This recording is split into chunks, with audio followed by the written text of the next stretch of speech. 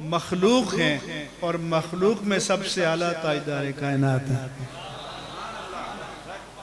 इसलिए अल्लाह ताला ने फरमाया कि ला उक़्सिमु बिहाज़ल बलद व अंत हिल्लुम बिहाज़ल बलद, कि ये जो बलद मक्का है इसमें बैतुल्लाह भी है, जमजम भी है, मिना भी है, सफ़ा और मरवा भी हैं, अरफात भी हैं, आसारे अम्बिया भी हैं।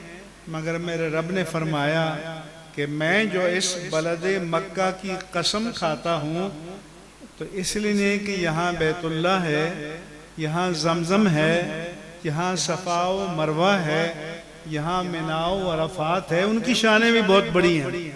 हम शान की तनकीस नहीं कर रहे, बहुत बड़ी हैं। लेकिन फरमाया मेरे रब ने कि इसलिए मैं कसम फरमाता हूँ कि मेरे प्यारे हबीब तुम इसकी गलियों में चलते और फिरते हो।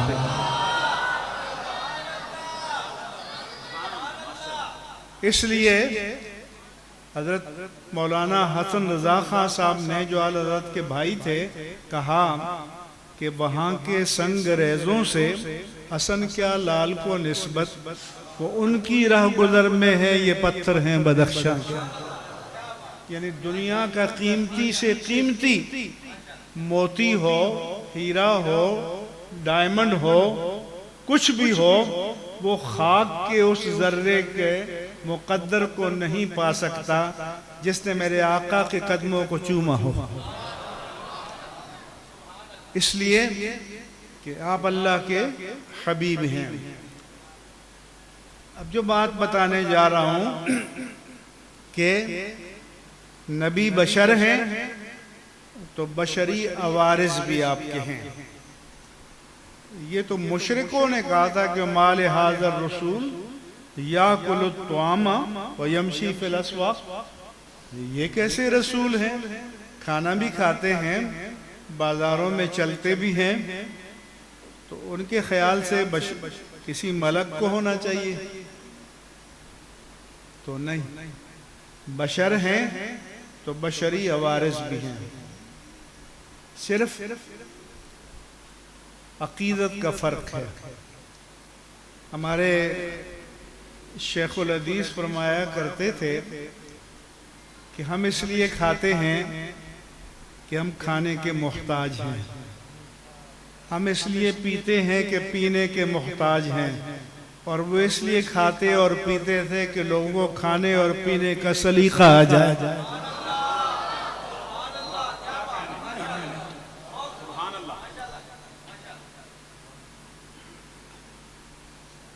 आपने भी जमजम को छुआ, जमजम को पिया। हम इसलिए पीते हैं कि जमजम की बरकत हासिल हो जाए। आपने इसलिए पिया कि जमजम को आपके लम्स का शरफ हासिल हो जाए। इसलिए एतबार का फर्क मलहूज रखना जरूरी है। मगर नबी को कोई ऐसा आरिज़ा लाहिक नहीं हो सकता जो लोगों की नज़र में ऐब हो, जिससे घिन आए। जैसे तारिक जमील साहब ने माज़अल्लाह यूसुफ अलैहिस्सलाम के बारे में कहा कि उनको गधे पे बिठाकर और चेहरा काला करके शहर में घुमाया गया। ये तौहीन रसूल, ये हो ही नहीं सकता। अगर इस जैसी 1,00,000 रिवायात हों उनको हम रद्द कर देंगे। ये सब इसराइलियात हैं।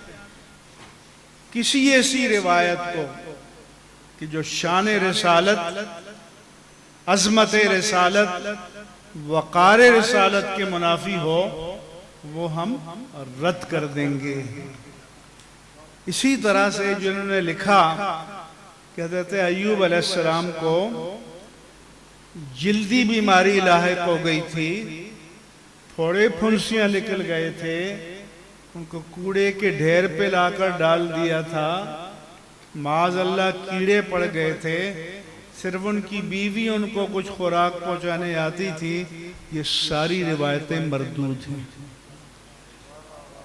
नबी को बीमारी तो लाहिक हो सकती है क्योंकि वो अवारिज़े बशरियत में से है और कोई भी बीमारी को ऐब नहीं समझता, लेकिन ऐसी बीमारी कि जिससे लोगों को घिन आए वो नबी को लाहिक नहीं हो सकती। वो अल्लाह के महबूब होते हैं, अल्लाह के पसंदीदा होते हैं। लिहाजा कोई जब भी आपके सामने ऐसी रिवायत बयान करे जो शान नबुव्वत और रिसालत के खिलाफ हो तो उसको आंखें बंद करके रद्द कर दिया जाएगा। ये आप सबके इल्म में होना चाहिए। दूसरी बात ये कि हम सब की तख्लीक एक अरवाह की तख्लीक है और एक अजसाम की तख्लीक है। ये कुरान ने बताया कि सब की रूहें पहले पैदा हुई, अजसाम बाद में पैदा हुए। जब अपनी माँ के बतन में रहम में करार पाए तो 120 दिन के बाद जब वजूद बनता है तो फिर रूह फूंकी जाती है, मगर रूहें पहले पैदा हुई और सब अरवाह से पहले रूह मुस्तफ़ा पैदा हुई। इसलिए आप खल्क में अव्वल हैं, आप खल्क में तख्लीक में सबसे मुकद्दम हैं और बेसत में सबसे मुअख्खर हैं। बेसत में सबसे बाद में आए। गारे हिरा में जब आप पर वही नाजिल हुई तो ये अताए नबुव्वत नहीं था, ये ऐलान नबुव्वत था।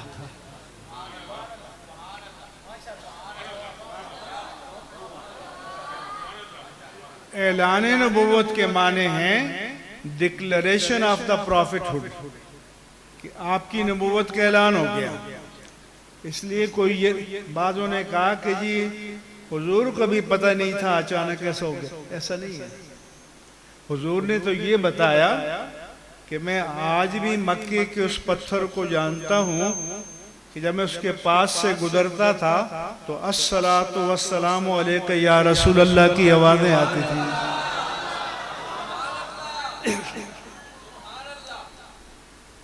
इसलिए खल्क में आप सबसे मुकद्दम और बेसत में आप सबसे मुअख्खर।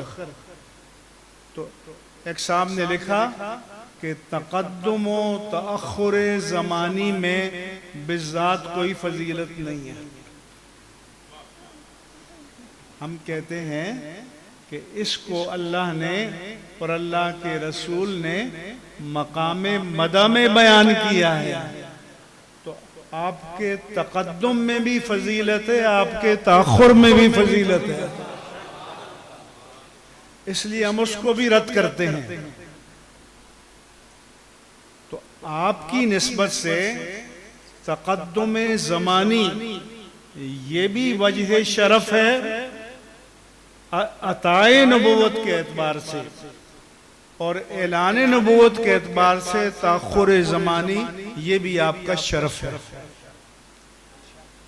इसलिए अल्लाह के रसूल सल्लल्लाहु अलैहि वसल्लम ने फरमाया कि फुद्दिल तो अलल अंबियाए बिसित्तिन, मुझे दीगर अंबियाए किराम पर 6 चीजों में फजीलत अता की गई है। फजीलत के माने एक्स्ट्रा ऑर्डिनरी प्रायोरिटी।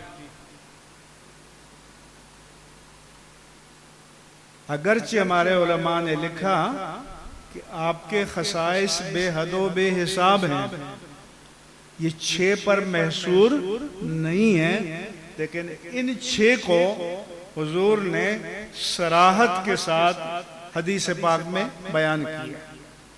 पहले फरमाया कि ऊती तो जवाम अल कलिम, मुझे जवाम उल कलिम यानी जामे कलिमा कहने का मौजज़ा अता किया गया है। जामे कलमे से क्या मुराद है कि एक जुमले में मानी के समंदर को समो दिया जाए, एक जुमले में मानी के समंदर को समो दिया जाए, ये मेरे आका का मौजज़ा है। और मुहद्दिसीन किराम ने आपके जो जवामिउल कलिम हैं उसकी बाकायदा फहरिस्त भी शुरूह हदीस में बयान की है।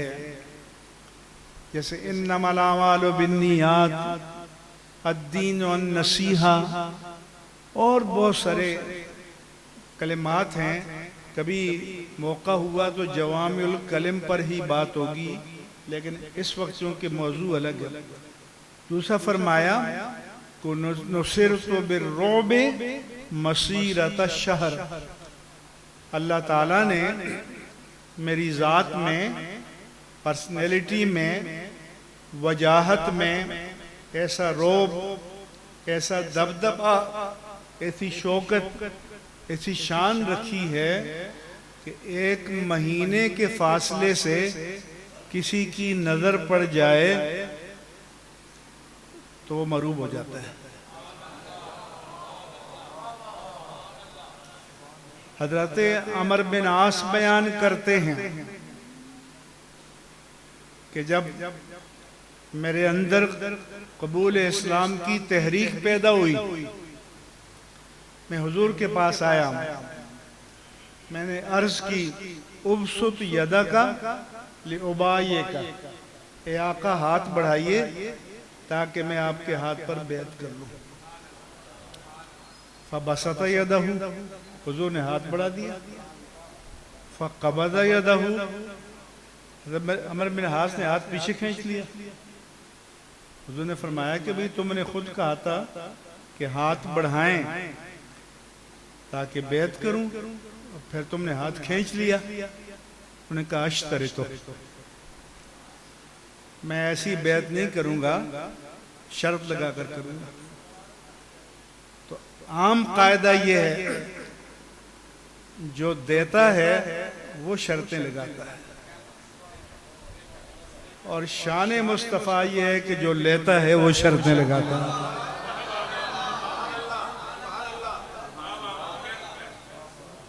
कोई और होता तो कहता जा दफा हो जाओ, तुझे नहीं चाहिए तो जा दफा हो जा।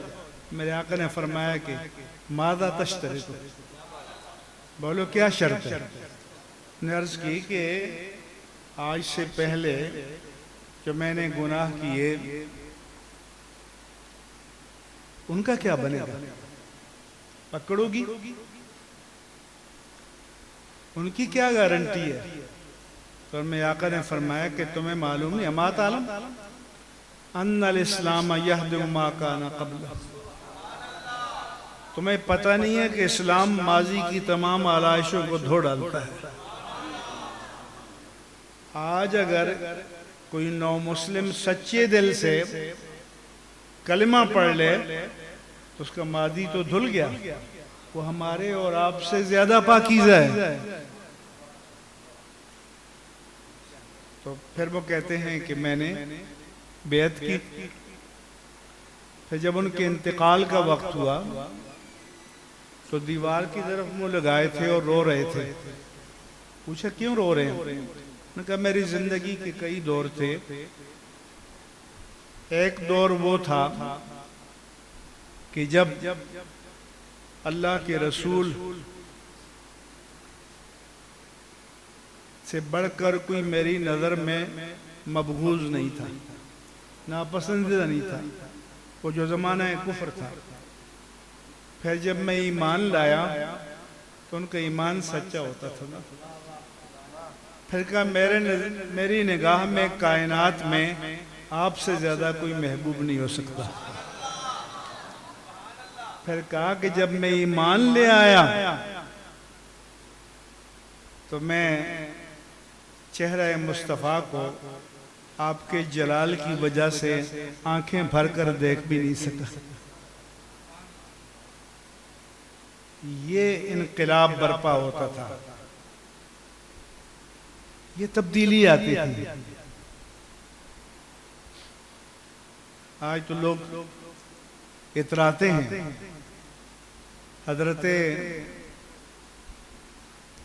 अबू मूसा अशरी के साहबजादे कहते हैं कि फारूक आज़म रज़ियल्लाहु अन्हु के साहबजादे अब्दुल्ला बिन उमर ने मुझसे कहा कि तुम्हें मालूम है कि मेरे बाप ने तुम्हारे बाप से क्या कहा था? उन्होंने कहा मुझे नहीं मालूम। उन्होंने कहा मेरे बाप ने यानी फारूक आज़म ने कि उन जैसा फिर तारीख को नसीब नहीं हुआ कोई।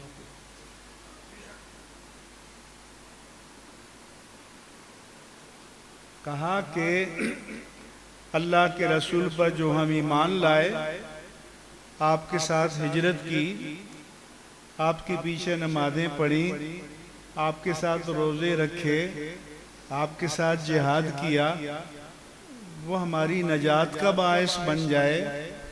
और आपके बाद जो हमने किया किफ़ाफ़न रअसन बिरासिन, बराबर सराबर छूट जाएं तो मैं समझूंगा गनीमत है।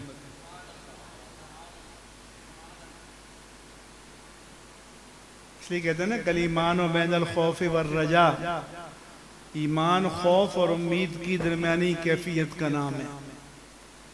तो कहते हैं कि अबू मूसा अशरी ने मेरे वालिद से कहा कि अमीरुल मोमिनीन आप अजीब बात करते हैं, हुजूर के बाद हमने जिहाद किया, मुल्कों के मुल्क फतह किए, हजारों लाखों हमारे हाथों पर इस्लाम कबूल किया, हम तो उस पर भी अजर की उम्मीद रखते हैं। कहते हैं मेरे बाप ने कहा अबू मूसा मैं तो कहता हूँ बराबर छूट जाऊं तब भी काफी है। और ये कौन कह रहा है? हज़रत फारूक आज़म के जिनके अहद मुबारक में इस्लाम दुनिया की सुपर पावर बना,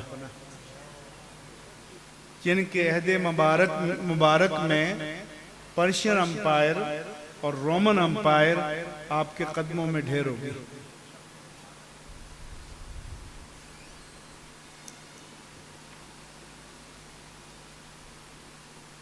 तो ये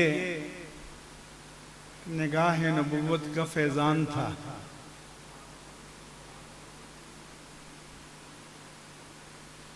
अपने अहद खिलाफत में आप हज करने आए, मक्के की पहाड़ियों में चले गए, जहां उनका बचपन, लड़कपन, जवानी गुजरी थी। किसी ने देखा कि फारूक आज़म रो रहे हैं, आंखों से आंसू जारी है। कहा अमीरुल मोमिनीन ये तो मसरत का मकाम है, शादमानी का मकाम है, इस्लाम इस वक्त सुपर पावर है, आपको अल्लाह ने इतनी फतूहात दी, आप रो रहे हैं? कहा मेरे अजीज ये आंसू रंज व अलम के नहीं, दुख दर्द और कर्ब के नहीं, ये तशक्कुर के आंसू। मुझे अपना लड़कपन याद आ गया। इन्हीं पहाड़ियों में मैं ऊंट चराया करता था। शाम को जब ऊंटों को बांधने लाता तो उनके बाप खत्ताब बड़े जलाली थे। एक ऊंट को पकड़कर बांधता तो दूसरा भाग जाता, उसे घेर घाल के लाता तो तीसरा भाग जाता, उसे घेर के लाता तो चौथा भाग जाता। तो मेरे बाप खत्ताब मुझे पीटा करते थे कि नालायक उमर, तुझसे ये 30, 40, 50 ऊंट कंट्रोल नहीं हो रहे। तो कहा कि मैंने देखो, एक खत्ताब का बेटा उमर था जो 30, 40, 50 ऊंटों को कंट्रोल नहीं कर सकता था, एक गुलाम मुस्तफ़ा उमर है जो 26 लाख मुरब्बा मील को कंट्रोल कर रहा है।